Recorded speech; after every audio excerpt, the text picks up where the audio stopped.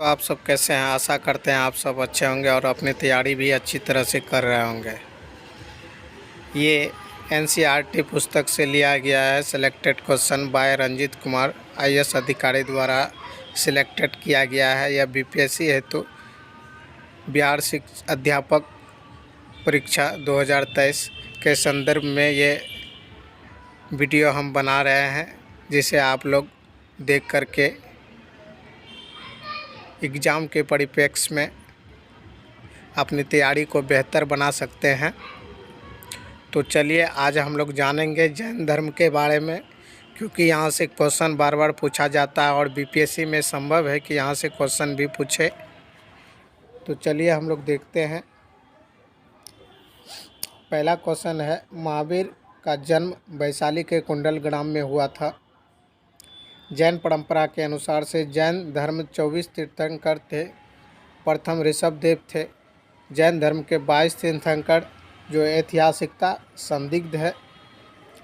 23वें तीर्थंकर पार्श्वनाथ थे, जिसे निग्रंथ संप्रदाय की स्थापना की। 23वें तीर्थंकर पार्श्वनाथ थे, जिन्होंने निग्रंथ संप्रदाय की स्थापना की। निग्रंथ का मतलब होता है बंधन से मुक्त। निग्रंथ का मतलब होता है बंधन से मुक्त। पार्श्व बनारस के राजा अश्वसेन के पुत्र थे। पार्श्वनाथ बनारस के राजा अश्वसेन के पुत्र थे और 700 ईसा पूर्व के आसपास गण अर्थात संघ बनाकर अपने धर्म का प्रचार प्रसार कर रहे थे। पार्श्व की मृत्यु पारसनाथ पहाड़ी के निकट समेत शिखर पर हुई थी। इसके आगे देखेंगे, जैन धर्म के वास्तविक संस्थापक वर्धमान को माना जाता है। जैन धर्म के वास्तविक संस्थापक वर्धमान थे। इसके पिता का नाम सिद्धार्थ और सिद्धार्थ वज्जियों के 8 संघों में से संघ के राजा थे, जो ज्ञाति कुल के थे। जैन परंपरा के अनुसार से जैन धर्म के जितने भी तीर्थंकर हुए वे सभी क्षत्रिय थे। परंपरा के अनुसार से वर्धमान सबसे पहले देवनंदा नामक ब्राह्मण स्त्री के गर्भ में आए थे। आगे चल कर के चमत्कार हुआ, गर्भ परिवर्तन हुआ और वे त्रिशला नामक महिला के गर्भ में स्थानांतरित हुए, जो उनकी माता थी। त्रिशला लिच्छवी राजा चेटक की बहन थी। 30 वर्ष की अवस्था में महावीर गृह त्याग किया। 30 वर्ष की अवस्था में महावीर ने अपना गृह त्याग किया और सत्य की खोज में निकल पड़े। अंततः ऋजुपालिका नदी के तट पर जंभी ग्राम, जिन्हें ज्ञान की प्राप्ति हुई। आरंभ में 5 वर्ष तक उसके साथ मस्करी गौशाल थे। मस्करी गौशाल आगे चल कर के आजीवक संप्रदाय की स्थापना की। जैन धर्म के लिच्छवी ने अपना राजधर्म घोषित किया। जैन धर्म को बिंबिसार तथा उदयन ने भी अंगीकार किया है। जैन धर्म को बिंबिसार तथा उदयन ने भी अंगीकार किया। 460 ईसा पूर्व में मल्ल गणराज के शासक सकीपाल के दरबार में, जो पावापुरी में स्थित था, वर्धमान की मृत्यु हुई। 460 ईसा पूर्व में मल्ल गणराज के शासक सकीपाल के दरबार में, जो पावा में स्थित है, वर्धमान की मृत्यु हुई। महावीर की मृत्यु के बाद जैन धर्म को आगे बढ़ाने का कार्य 11वें गंधर्व सुधर्मन ने किया। महावीर की मृत्यु के बाद जैन धर्म को आगे बढ़ाने का कार्य 11वें गंधर्व सुधर्मन ने किया।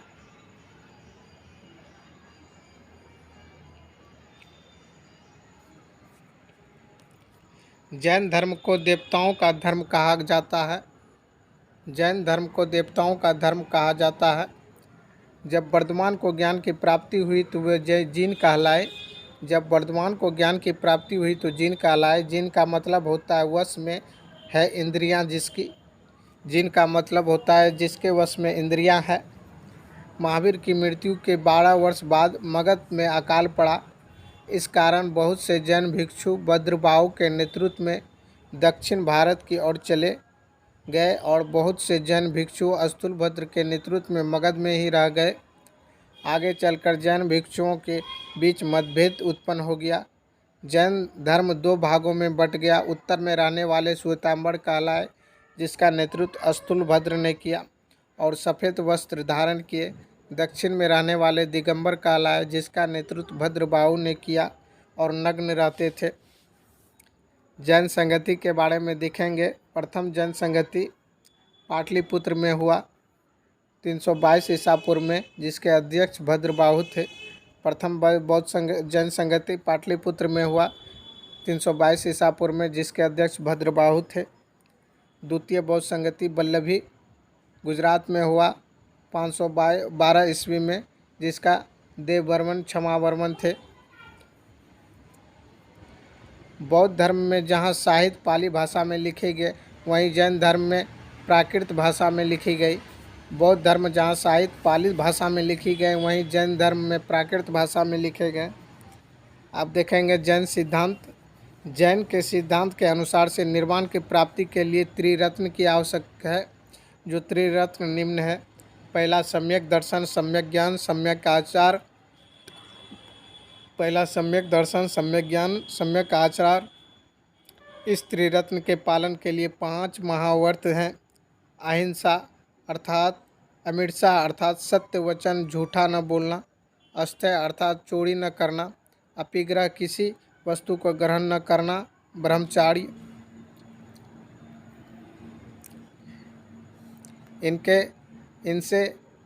इनमें से प्रथम 4 पार्श्वनाथ द्वारा दिए गए, जबकि 5वां व्रत महावीर द्वारा दिया गया। जैन धर्म में ज्ञान संबंधी विचारों में विभिन्नता है। इस संबंध में 7 विचार हुए, जिसमें सप्तभंगी या शास्यवाद या अनेकांतवाद भी कहते हैं। जैन धर्म में ज्ञान संबंधी विचारों में विभिन्नता है। इस संबंध में 7 विचार हैं, जिसमें सप्तभंगी या शास्यवाद या अनेकांतवाद भी कहा जाता है। बौद्ध धर्म के विपरीत जैन धर्म में देवताओं के अस्तित्व को स्वीकार करता है, लेकिन विश्व व्यवस्था में इन देवताओं का कोई योगदान नहीं। प्रमुख तीर्थ और उनके प्रतीक देखेंगे। ऋषभदेव, जिसका प्रतीक वृषभ था। संभवनाथ घोड़ा। नेमिनाथ नीलकमल। पार्श्वनाथ सर्पकन। अजितनाथ गज। मतिलनाथ जो प्रथम महिला थी कलश। अरिष्टिनेमि शंख। और अंत में 24वें तीर्थंकर महावीर स्वामी, जिसका प्रतीक चिन्ह सिंह। एक बार और देखते हैं। ऋषभदेव, जिसका प्रतीक वृषभ।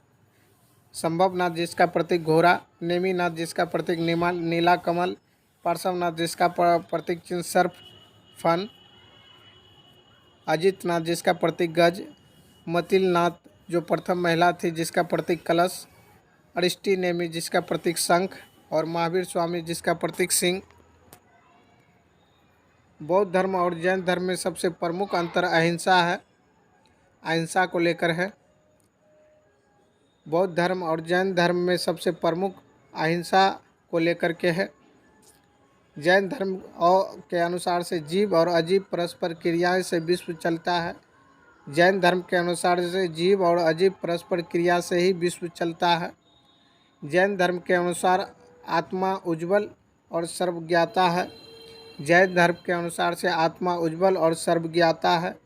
जैन धर्म के अनुसार विश्व में असंख्यक आत्माएं हैं।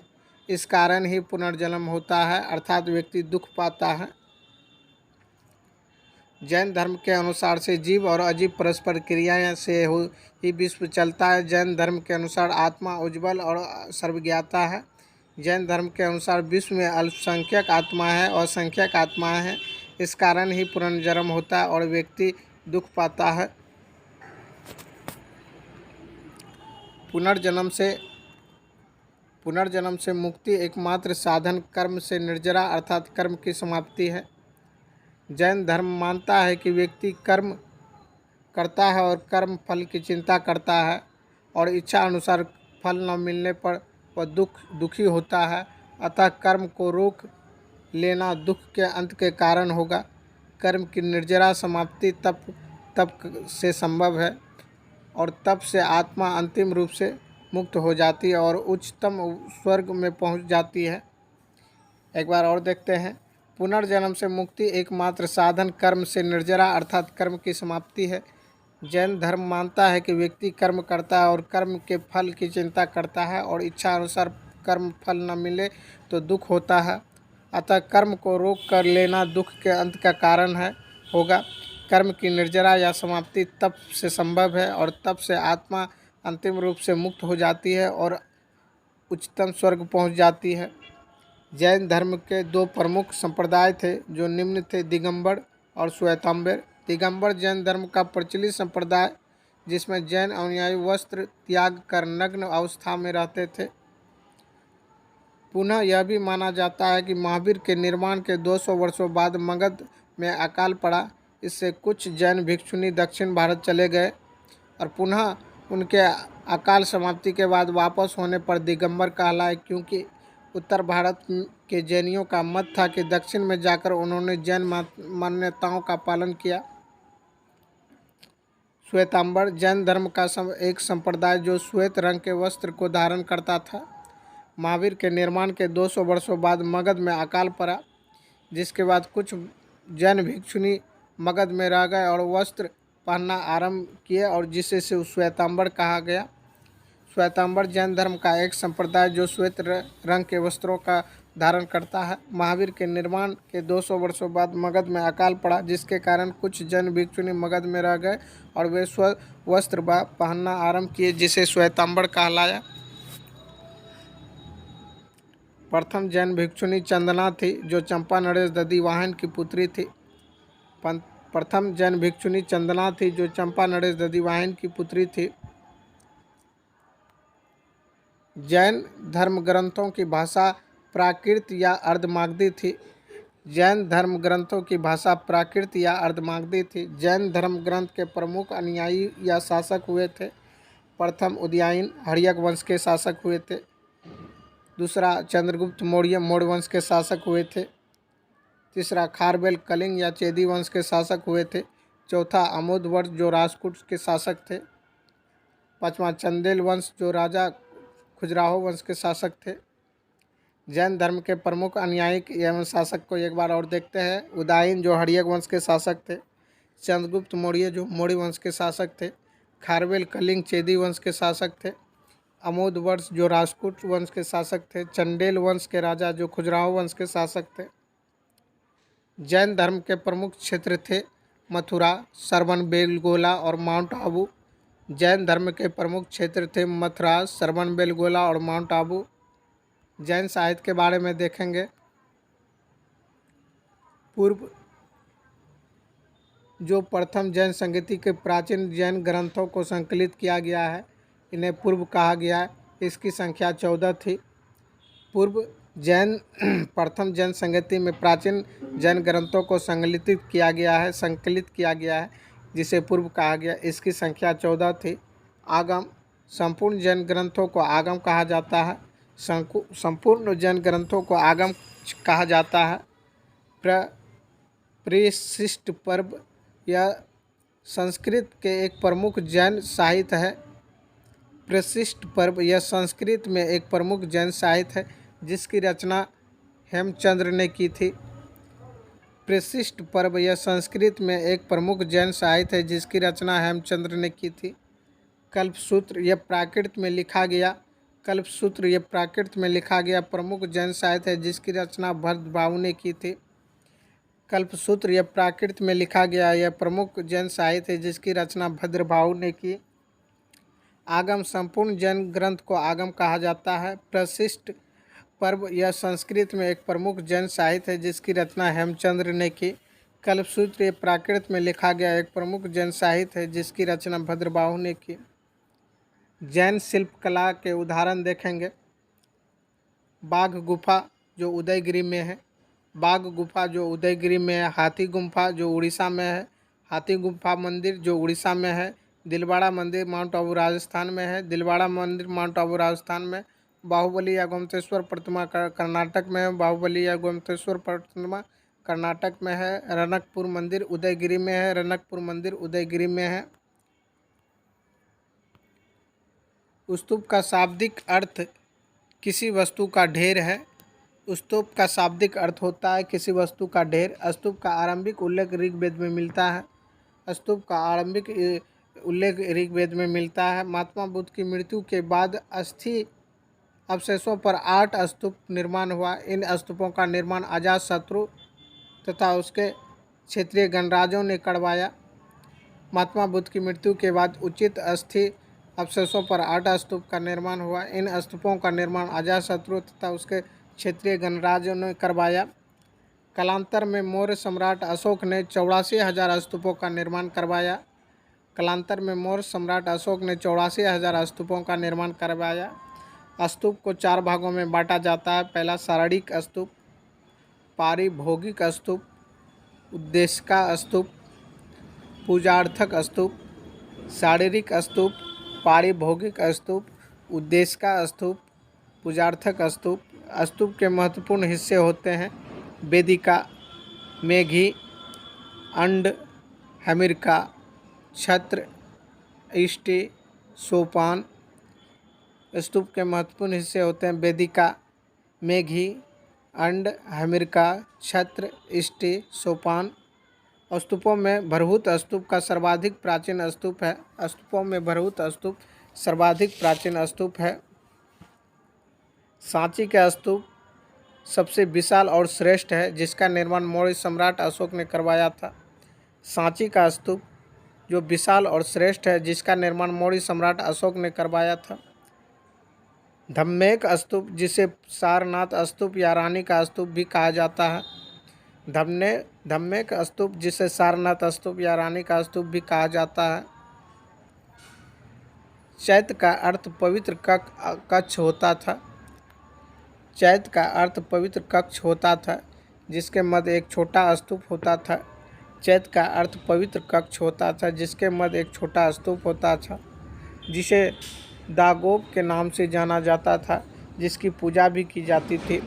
चैत्य का अर्थ पवित्र कक्ष होता था, जिसके मध्य एक छोटा स्तूप होता था, जिसे दागोब के नाम से जाना जाता था, जिसकी पूजा की जाती थी। विहार बौद्ध धर्म में आवासीय उद्देश्य से किया जाता था। विहार बौद्ध धर्म में आवासीय उद्देश्य से किया जाता था। चैत्य ग्रहों में कार्ले का चैत्य अपनी वास्तु सुंदरता के लिए प्रसिद्ध है। चैत्य ग्रहों में कार्ले का स्तूप अपनी वास्तु सुंदरता के लिए प्रसिद्ध है। बौद्ध धर्म में मूर्ति पूजा विधान होने से पहले चैत्य ग्रह का निर्माण कर उनकी बुद्ध प्रतीक के रूप में पूजा की जाती थी। बौद्ध धर्म में मूर्ति पूजा के विधान होने से पहले चैत्य ग्रह का निर्माण कर उनकी बुद्ध प्रतीक के रूप में पूजा की जाती थी। आज बस इतना सा ही दोस्तों, शेष अगले क्लास में देखेंगे। अगर आप लोगों के लिए यह उपयोगी है तो लाइक और शेयर ज़रूर कीजिएगा। धन्यवाद।